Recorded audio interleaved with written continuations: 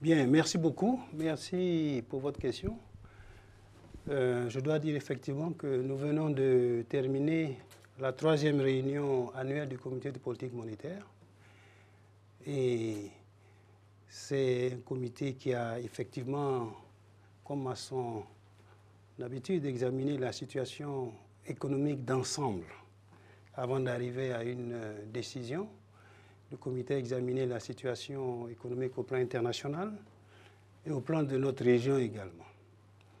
Alors, ce qui est ressorti au plan international, le comité a noté que, effectivement, on sent que la croissance reste stable, taux de 3,2%. Elle est relativement forte, même s'il y a des variations de région à région. L'inflation est en légère baisse au plan international. Et il a été également noté que la plupart des banques centrales dans le monde n'ont pas vraiment baissé leur taux d'intérêt. Ils ont maintenu les taux d'intérêt inchangés parce qu'elles souhaitent vraiment s'assurer que la baisse de l'inflation est suffisamment forte et suffisamment installée avant d'agir. Bon, il y a quelques banques qui ont, suite aux évolutions dans leur région, décidé de baisser leur taux, mais dans la majorité des cas, en tout cas dans la plupart des cas, les banques centrales sont restées très prudentes dans leur orientation de politique monétaire et donc n'ont pas baissé les taux. Alors, au niveau de notre région, on a noté plusieurs éléments. D'abord, le comité a noté que la croissance économique dans notre région reste quand même soutenue. Elle est estimée au 2e trimestre de l'année 2024, c'est-à-dire mars-juin. Elle est estimée autour de 5,3%. Et donc, c'est une croissance qui est soutenue. Et pratiquement tous les secteurs contribuent à cette croissance économique. Mais au niveau de l'inflation, ce qui est ressorti, c'est que l'inflation a atteint au 2e trimestre de l'année 2024 un taux de 4,1%. Alors, ce qui est surtout important de noter par rapport à ce taux de 4,1% observé au 2e trimestre de l'année 2024, c'est que ce taux est supérieur à la cible que nous avons. Notre cible pour notre politique monétaire au niveau de la Banque centrale, la BCEAO, c'est un taux qui tourne entre 1 et 3%. Donc nous sommes au-dessus de la cible. Ça, c'est le premier constat. Mais le deuxième constat, c'est que ce taux de 4,1% qu'on a observé au 2e trimestre 2024, elle s'inscrit dans une dynamique qui est haussière. Décembre, on était à 2,3, mars 2,9, juin 4,1. Et le dernier chiffre qu'on a sur juillet, le taux est 4,4. Donc, vous voyez que nous avons deux préoccupations. Le taux est au-dessus de notre cible et c'est une dynamique qui est haussière. La tendance est haussière. Au mois de juin, lorsqu'on avait fait la même rencontre ici, je vous avais dit qu'on venait d'observer une légère hausse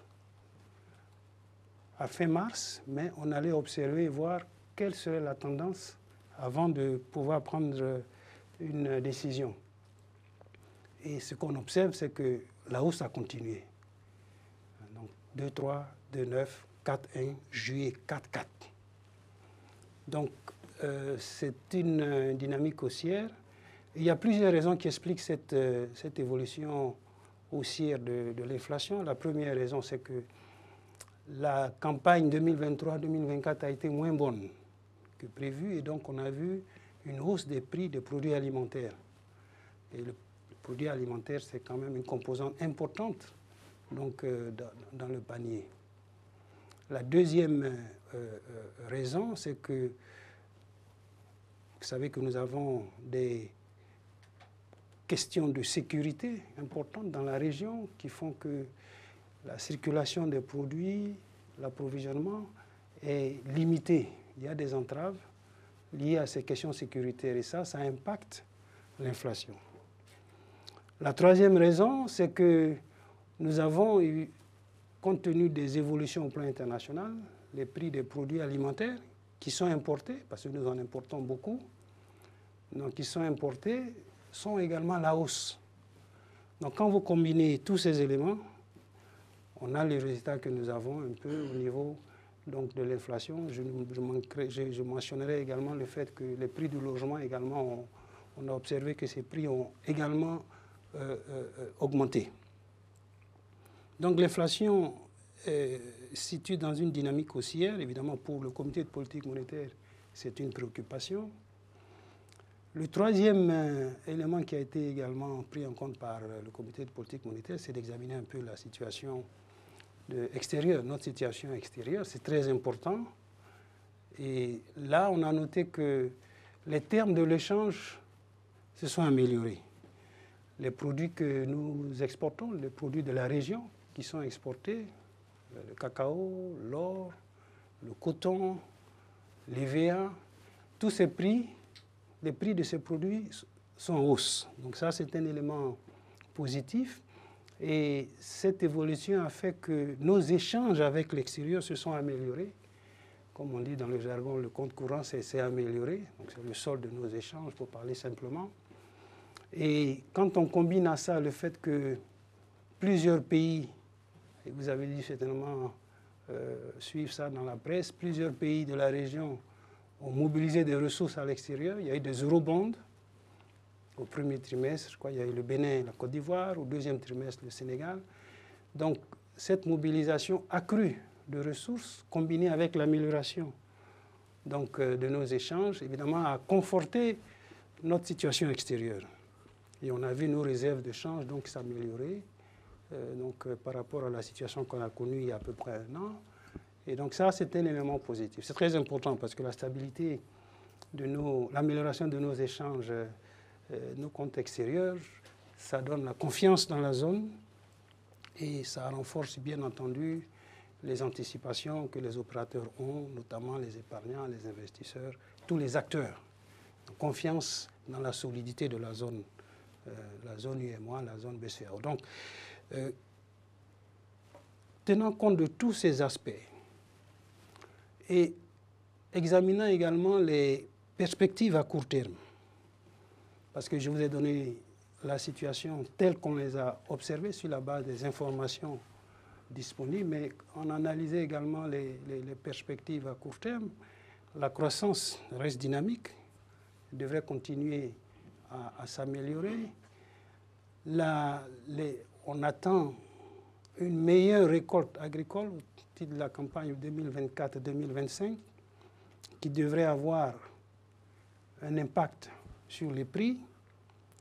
On attend également une évolution plus favorable au niveau des prix internationaux, des prix des produits alimentaires qui sont importés. Et donc, on anticipe que l'inflation pour l'année 2024 devrait en moyenne se situer autour de 3,7%, mais qu'en 2025, on devrait avoir un début de baisse de l'inflation pour aller vers notre cible. Donc c'est compte tenu donc, de tous ces facteurs, surtout de risques, parce qu'il y a beaucoup d'incertitudes au plan international, avec toutes les tensions que nous avons, les questions de sécurité, l'impact du changement climatique. Vous avez noté qu'il y a beaucoup d'inondations dans certains pays de la région. Tenant compte de tous ces risques,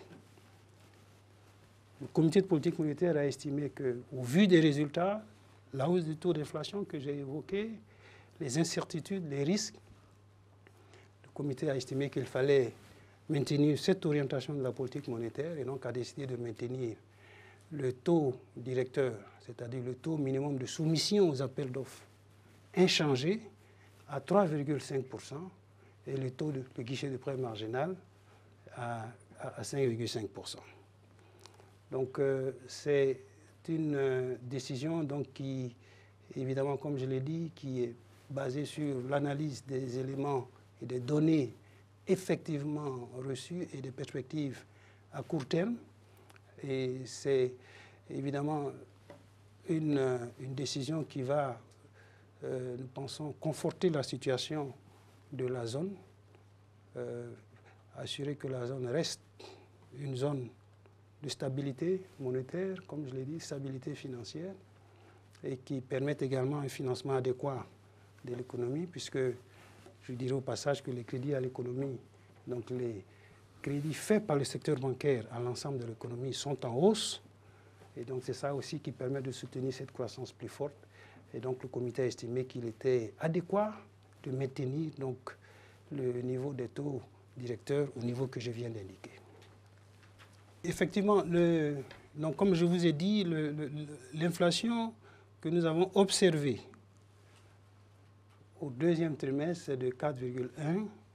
Et le dernier chiffre que nous avons, celui de juillet, c'est 4,4.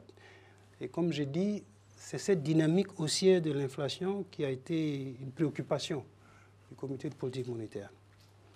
Alors, j'ai dit que cette hausse, elle est due à la hausse des prix des produits alimentaires, parce que la campagne agricole a été moins bonne.